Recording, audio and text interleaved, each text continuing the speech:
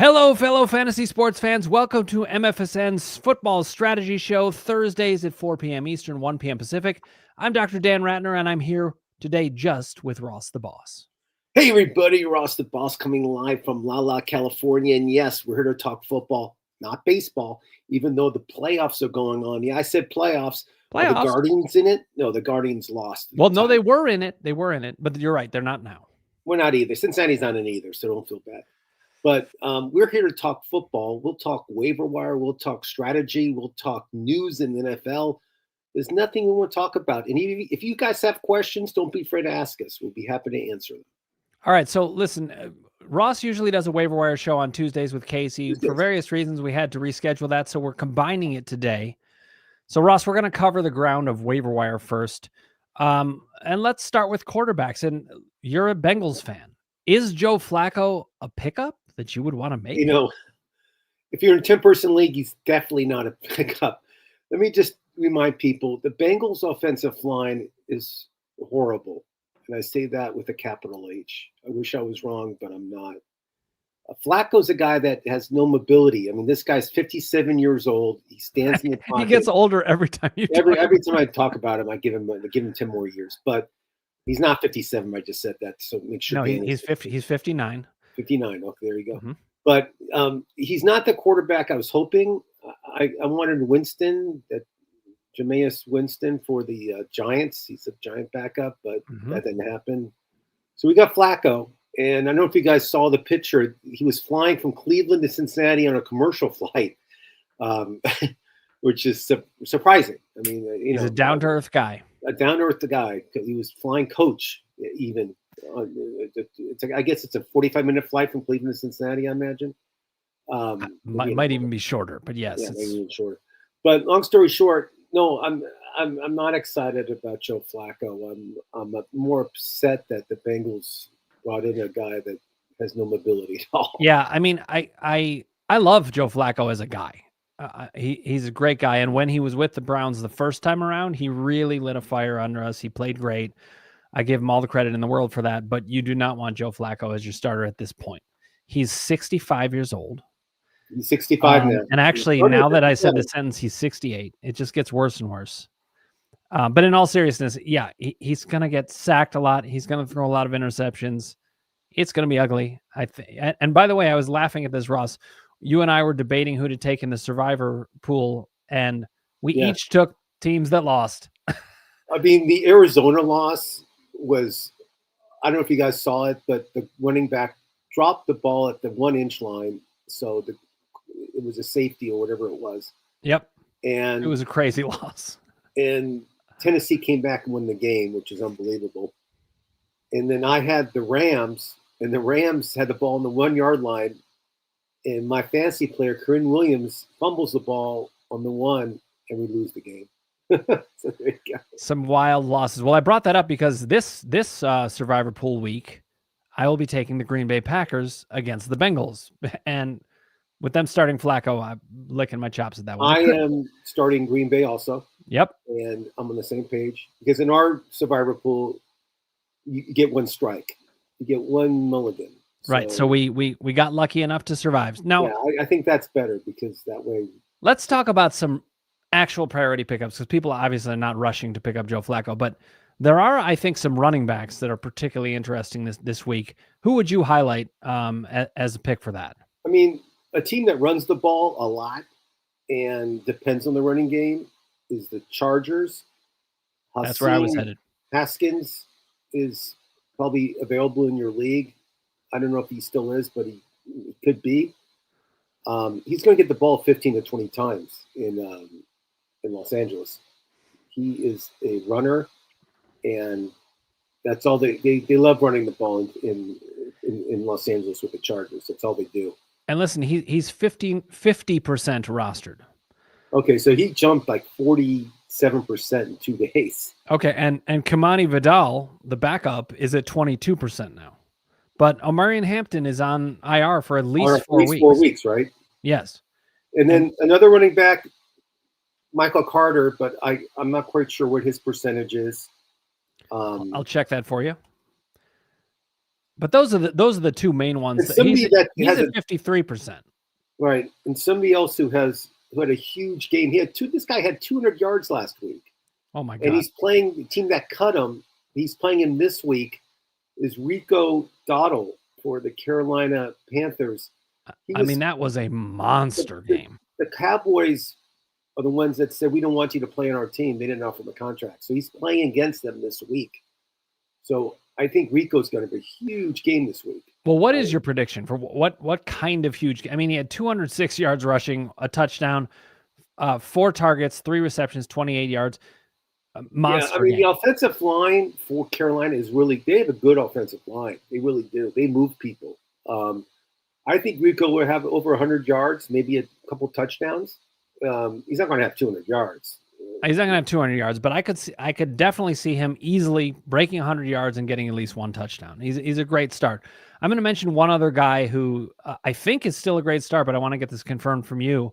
It's Rachaad White, Arizona State guy.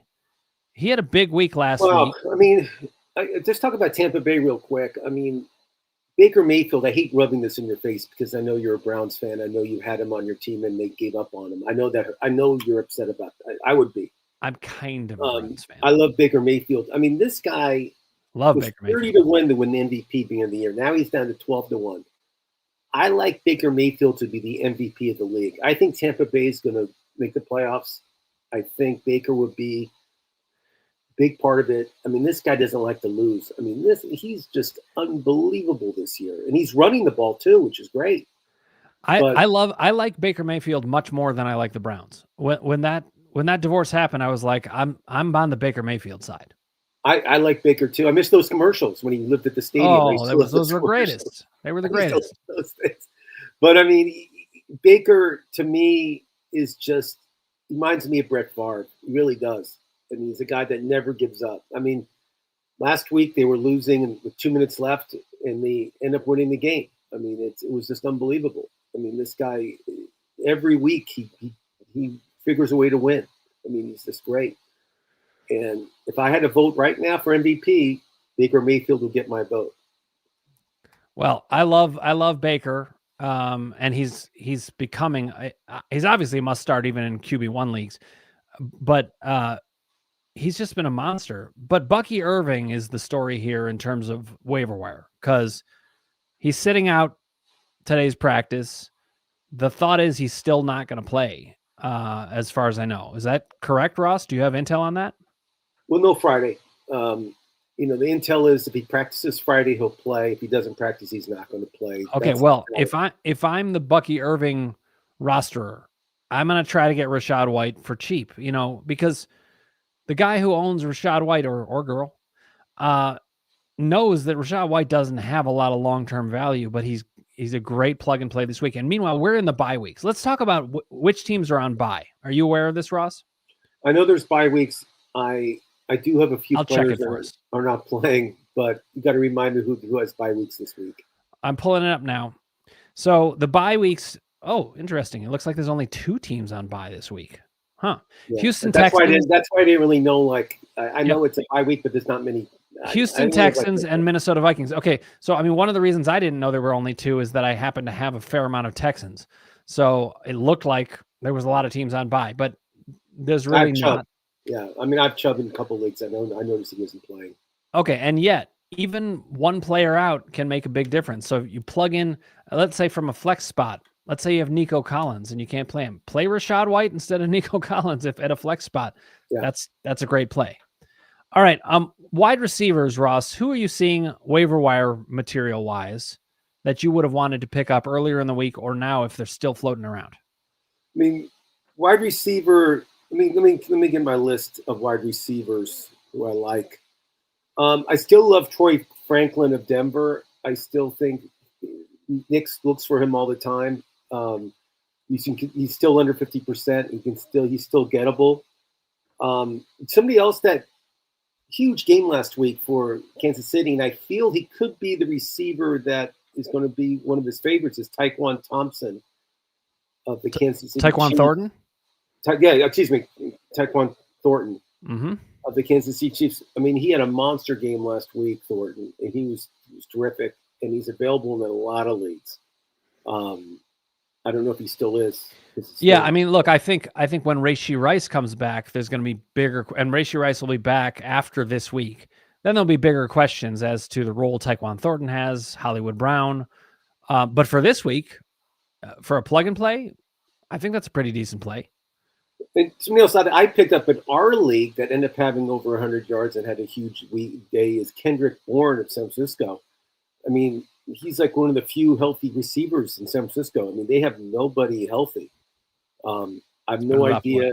I have no idea who's playing for them this week, but I know Bourne's available. So let's put Bourne in there. And you know, I know he's not the movie. Those Bourne movies are one of my favorites. So anybody named Bourne, I love picking up. Yeah, this is this Bourne lack of identity. Kendrick. There Bourne. you go. But he's going to get a lot of targets if there's nobody to throw to. He got a lot. Yeah, I mean, again, Kendrick Bourne.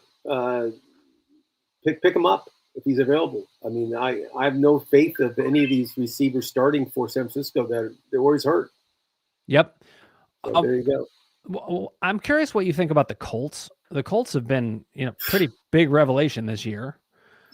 I mean, the Colts, to me, if I had to say what team do you think is the best rounded team right now, and you have to predict to win their conference, I think the Colts can win their conference. I mean, Jonathan Taylor, top 5 running back. Jones, their quarterback, is having a career year. Their defense is really good. Their offensive line is really good. They have Will Warren at tight end, who's really good.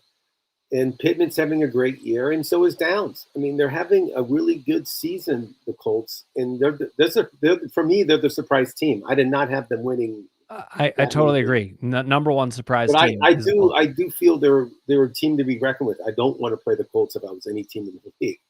Yeah, it's so interesting how often this kind of thing happens where a team emerges like this. I'm going to say from a waiver wire perspective, Alec Pierce is a guy that I'm looking at for a back-end roster spot. Yeah, I like if Alec you got Pierce. 12 teams, 10-team league, you don't need to bother with that. But Pierce is coming back from concussion.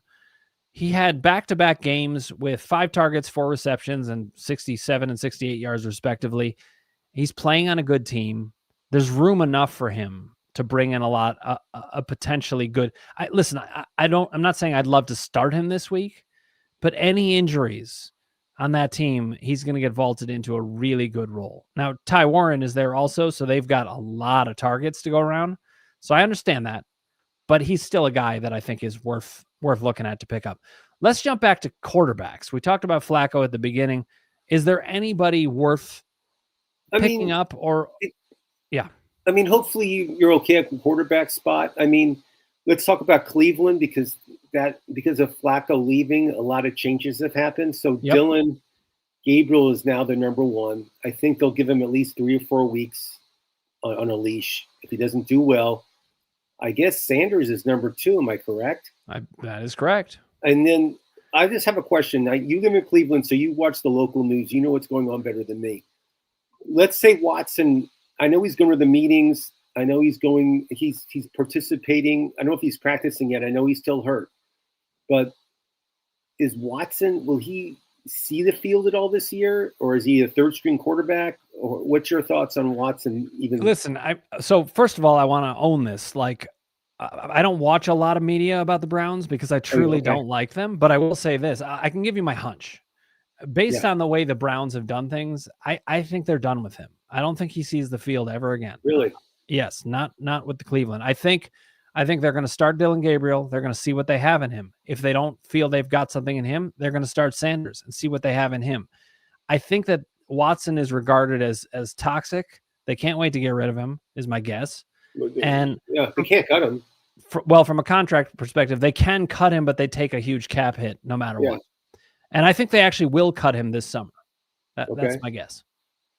We'll see if my prediction is right. Well, I think you're right. I think they want to see what they have in Sanders and see if they do have a quarterback in Cleveland for the future. Because if they don't, then they have to draft somebody. I mean, if you're going to draft these 2 guys and you're having a lost season anyway, you might as well do that. The only problem that I see in it is a lot of times coaches and GMs are trying to keep their jobs. And so if that's the case, who knows what's going to happen? But I think if they've got a decent relationship with the owner, then they should say, listen, we got to evaluate Dylan Gabriel. We got to evaluate Shedeur Sanders and see what we got. And then if we don't have anything, we draft. Yeah, so I think Dylan Gabriel's going to get a fair shot. I think they should even put Sanders in there and see. Everybody was screaming and crying that he was drafted so high, so low. I don't know if he has. We'll see what happens. I mean, I don't want to talk bad about the kid, but I don't know if he's an NFL quarterback. That's all I got to say. So well, clearly a lot of NFL teams agreed with that potential assessment. But from a fantasy perspective, Dylan Gabriel's interesting to me because, he does actually have an opportunity to win a starting job. Let's say he looks really good, or at least decent enough. The Browns may think, okay, we'll take another shot at a quarterback to see, but he's our starter for now. From a fantasy perspective, you could be looking at Dylan Gabriel starting for at least 2 years. I don't know what's going to happen. They're not going to draft a quarterback if he's playing well. They need to help at receiver. Cleveland has a lot of holes. They need help everything on offense, except maybe tight end. They're pretty solid at tight end. All right, let's shift to tight end. From a waiver wire perspective, Ross, who do you got as a tight end that you want to see picked up? We talk about this guy every year, and it's that. I mean, he plays quarterback, he plays running back, and he's available at tight end. What's his name? Now I lost Hill. Taysom Hill for the New Orleans Saints. I mean, this guy he's getting quarterback time now. He threw a pass last week. He ran the ball a few times for negative yards, but it doesn't matter. He's going to start running the ball again. I mean, this guy is just a unicorn. What's it called when you have like different positions? Not a unicorn, but a whatever the word is. Like a Swiss Army knife. So fit in anywhere. There's a mythological animal I was going to compare him to, but I can't think of the name. It doesn't matter. Yes. There you go. But basically with him, it just is so many facets from to get points that to pick him up and start him, it's probably a good thing at tight end because there's no really, there's no really consistent tight end that gets. No, I mean you could start almost anybody at tight end and potentially get 2 points. If you're just rolling the dice, I like that. And then Strange is out for Jacksonville. And so they have a guy named last name Long. I want to say Howie Long, but it's not Howie Long. I forgot his first name, but it doesn't matter. His last name is Long, and he plays for Jacksonville, and he's going to be their starting tight end. And Hunter Long. And Lawrence loves the tight end. So those are the 2 tight ends I like this week to pick up. Long and Hill. Great. Let's jump back to wide receiver for a second. Ryan Flournoy. Is he worth a pickup? He had a very good week last week. I didn't even know where this guy came from. I mean, I was looking at the stat sheet. I'm like, who's this guy Flournoy? Who is this guy? Where's he? So I looked him up, But yes, as I mentioned at the beginning of the season, I think Dak Prescott's going to lead the league in passing yards. I think right now he's second, but not by, I think Dak's going to just keep throwing the ball as much as he can. So yes, with CD Lamb out, he's definitely somebody I did pick up in a few leagues. Okay, so Dak is second in yardage. You do know who's first, right? Let me guess. Baker Mayfield. Baker Mayfield is fourth. Okay. First should be. Let me just read. I'm going to read everything. I don't know who is first. I'm trying to think in my mind. It's not Knicks. It's not. No, I mean, this is a great story that he's first, I think. First of all, Daniel Jones is third. That's a great story also. Yeah, I know Daniel was in the top 5. I knew he was number 1. Drake May is fifth. That's a great story. I love Drake May. I love how he won last week against the Bills. I love that a lot. Sam Darnold is seventh. I like Sam. Amazing story. USC kid. I like him. Yep. Okay, so the guy that we're missing is Matthew Stafford. Matthew Stafford, number 1 in yards by over 100 yards extra. Almost all of it to Puka Nacua. What's he, 56 years old? He is, unlike Joe Flacco, he is under the age of 50. Actually, Matthew. I have some Matthew Stafford news that I'll tell us because no one told me I can't tell people. A friend of mine who's close with the Stafford group, like with his posse, his entourage, told my friend that this is going to be Stafford's last year. I mean, that makes a lot of sense. We haven't announced it yet, so that's news. MFSN is breaking right now. Ooh, breaking news! Last year. So if you're a fantasy owner, you have Stafford and you're in a dynasty league, trade him immediately. Get rid of him. Oh, definitely. Right now, he's taking legal passing. Get rid of him. I would do that anyway. But yeah, knowing that's even more the case. All right, let's shift gears. As we know, many leagues do have defenses and kickers. We're not going to bother with kickers. I refuse. You can if you want. It's a guessing game. It's just totally not with it. Can kick 50 yards. It's just about opportunity and what happens on third down. So there you go. Okay, so let's look at some defenses though. It's a bit of a guessing game as well, but you can pick on certain matchups. I mean, Green Bay's facing Cincinnati. Like, you and I both drop and add defenses compared to whoever they're playing that week. That's what I do. So here's right now I have Arizona because I picked them up last week. I could switch out to who are they playing? Arizona is playing. Give me a second. Huh? Where is that? It's all matchup. I don't care. It's all matchup. 100%. Wow, they don't have a good matchup because their numbers are low. They're playing at Indianapolis. At Indianapolis, I don't want part of that. No. So Jonathan Taylor is going to lead the league in rushing this year. All right, so here's some defenses that are under 60% rostered because that's usually our rule. But you got to tell me who they're playing this week. That's the whole. I will. The Los Angeles Rams play at Baltimore. Is this a matchup you want? Lamar Jackson is not playing. Travis, Henry's not the same player he was last year. Cooper Rush is the starting quarterback. I like the Rams, but I don't love it. I respect. I don't love it because it's on the road also. Yeah. All right, how about this? Washington's defense at home against Chicago on Monday night. I'm not going to say the R word. I like the Commanders. I think their defense will step it up, and I see a lot of turnovers in the Bears' future. Okay, another one possible. Tampa Bay against San Francisco at home. Tampa Bay's defense is horrible. I mean, they really are. I can't pick them up. I wouldn't pick Tampa Bay up. Okay, well, one other one. Seattle's got a good defense, but they're playing at Jacksonville. I don't like that. No. Seattle's good at home. When they're away, they're not the same team. In Jacksonville, with their win last week, I mean, you got to give them credit. They're 4-1. Winning. The 4-1 and the Chiefs are what, 2-3? I love when the Chiefs lose. Yes, 2-3.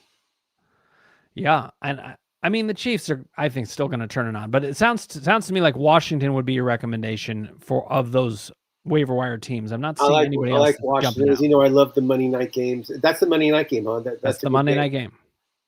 That's a good game.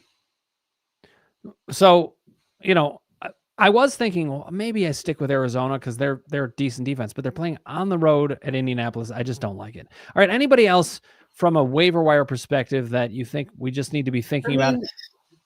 There's like Koppel in Carolina that's coming off the injury reserve. I mean, there's players that are coming back, but there's nobody that we didn't really mention that I want to really go out there and pick up. In a big, I mean, yeah, I like that receiver in Dallas you talked about, but again, there's and Brandon Ayuk should be coming back soon. So if you can pick up Brandon Ayuk and stash him, that could be a good idea. Okay, now let's just talk briefly about trades, Ross. Are there people that you would be targeting in trades right now? Either people who have underperformed or people who are overperforming? If I have Matthew Stafford, I would probably, if he's leading the league in passing yards right now, I would probably not even, it doesn't have to be dynasty. It can be just regular redraft league. Let me ask this. If you're trying to get Javonte Williams at this point, what do you think you have to give up to get him? He's the third highest running back in the league right now. Yeah, I mean, Javonte is having a great year. I mean, he's somebody that's One of taking the advantage few of ones the I got situation. right. Yeah, I mean, he's really taking care of the situation. I mean, I think you probably can trade like a second tier wide receiver for him. He doesn't have to be a top tier guy, but like a second tier guy, like you know, maybe Well, what do you think about doing something like Lad McConkey, who's been terrible, yeah, for Javonte Williams? Like, there's gonna be some people who might be willing to bite on that, especially if you throw in Lad's somebody good. else. Another guy that's having a bad AJ Brown's having a horrible year Oh, too. terribly. I mean, I think tonight. I think he'll see the ball tonight because the He Eagles are better, playing the because Giants tonight. I mean, you get to 6 weeks in and you're looking that bad. That's I mean, there's some receivers like Lad and AJ they have to be in the top 5 like biggest disappointments fantasy wise. They have to be. mhm. And then on the other end, I mean, Jackson Dart and Kim Stadabu are like one of the bigger surprises in fantasy. So, Well, and Scadaboo was not a surprise to you. I'll give you credit on no, that. but I mean, he was drafted in the 4th round. People said he was too small. People, people were discarding him because they didn't think he could be a good NFL player, which I get. Yep. But he is, he's going to have a good game tonight. If fantasy wise, I hope you start him because he's going to light it up tonight. What do you do if you're a roster of Omarion Hampton at this point? Is he out for 4 weeks? He's out for at least 4 weeks. Yeah. Well, you have no choice. You got to put him injury reserve, and hopefully he comes back in 4 weeks. I mean, but like, would you trade him for some kind of lesser running back? Like, would you trade him for, let's if my say, team was, let's say I was like 1 game over 500 or 1 game, I would try to trade him because the next 4 weeks for your fantasy team, they're just too crucial. It's too crucial. Unless you have some great backup. If you have some guy. You have Scadaboo or somebody that you're not starting or Rashad White or something like that on your backup, then. But if you need a running back this week, you can trade. You might have to trade Hampton. I mean, I would like a guy like Tony Pollard. I like that as a trade for Omarion Hampton owners, where, especially in the position you said, like if you're 5-0. And you got Omarion Hampton, okay, then maybe you just try to weather the storm and see who you can get. Oh, you know what? You know where? Someplace I would not pick up. One team I would not want a running back from just because they all share handoffs and they all fumble, and they just no one's consistent. Is New England with Henderson and with Stevenson, and now one other guys somebody went on the IR after the season. Their other running back went down last week, but I mean, I don't want anything to do with that backfield. I mean, it's just every time somebody gets every time they get in a big drive, the guy fumbles. I mean, it's well, you were talking about Gibson, but I mean the New England has just been a mess. I thought Henderson was going to be great. Stevenson's stealing a lot of the carries. It's a mess there as usual. I mean, he's been like a fumble machine. I mean, ever since last year, that's all the guy does. I mean, I would not. I don't know. I would bench him. I don't want. I'd rather have somebody get 2 yards and fumble the ball, obviously. So here's another kind of move that I would like to do, especially if I'm in a position where I'm 4-1 or 5-0 or something like that. Okay. I want to deal for a guy like Jordan Mason. He's on bye. Okay. Especially if you've got another team who, let's say they're behind the 8 ball and they've got Jordan Mason and they need to win this week. I would trade somebody to them, and even if it's just a way to pick up value. So pay attention to the bye week. So there's only 2 teams on bye, so you can't do too much of it. But Jordan Mason would be one of my targets in that way. I like that strategy. I mean, Mason, to me, is one of the steals in the draft this year. I mean, he's that good. Yeah, well, and you predicted it. But now I'm going to ask about one more running back, and we'll wrap up for today. Chuba Hubbard. What do we make of this guy? I mean, where should he be valued at this point? First of all, will he have a job coming? We don't know. I mean, with what Dowdle just did. I mean, if some guy ran for 200 yards, I'm starting that guy. I mean, Chuba had a good year last year, but I'm going to have Dowdle keep running until he drops dead. I mean, that's me. Chuba, I guess they'll just share it. They'll both get like 12 or 13 handoffs a game. I think they're both going to have a role. at least for now. I mean, I like Chuba Hubbard. I think he was a top 5 running back fantasy point wise last year. He was. I mean, he was a tremendous asset, obviously. This shows you how fast things can change. His stock did go down because what Donald did. I mean, it really did. And Carolina, you know, they beat Atlanta 30-0. And then they, you know, but they're still like considered one of the worst teams. You know, the worst team anybody's saying in the NFL right now is Cincinnati. I mean, everybody just gave up on them. And yeah, I think how far are they fallen? I mean, if I was Cincinnati, no seriousness, I was Cincinnati, I'm the GM, I would trade Jamar Chase. And you probably think I'm nuts.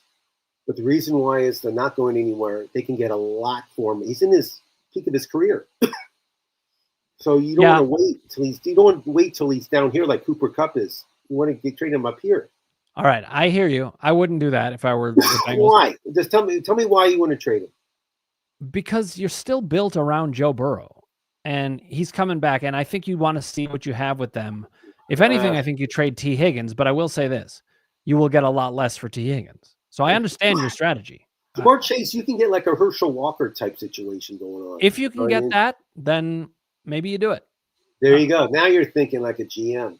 There you go. So yeah, I feel. I mean, I'm a Bengal fan. I love the Bengals, but I just think they can't win with the team they have out there.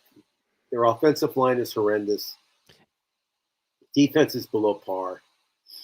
And I mean, even the Browns could beat the Bengals in the standings this year. That's saying something.